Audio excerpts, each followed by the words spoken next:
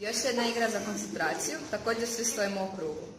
Šaljemo zamješanu lopticu protivniku, odnosno igraču preko puta nas i govorimo zip, a ako šaljemo igraču pored nas, lijevo ili desno, šaljemo i govorimo zap. I nema vraćanja loptice protivniku, onome koji nam je poslao loptu.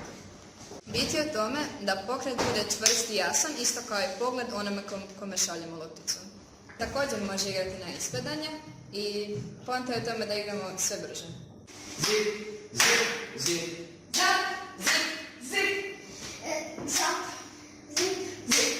Zip, Zap, zap, zip. zip, zap. Zip, Zip. zip, zip. Zap. Franka ispada. Zip, Zip, zip, zip. zip.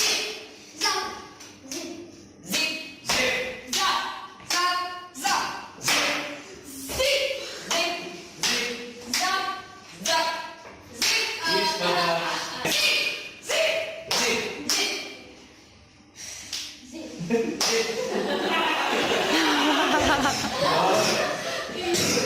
Je li prošli? Brže. Zap, zap. Zip, Zip, zip, zip. Zip, zip.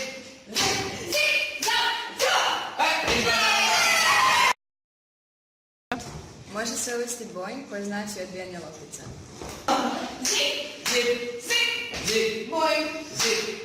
zap, zip, boing. Ajde, pusti. Zip, zip, zip. Boing.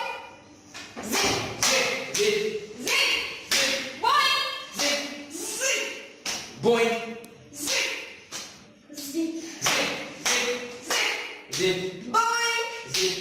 Zap, zip, zip, boing. Zip, zip. Zip.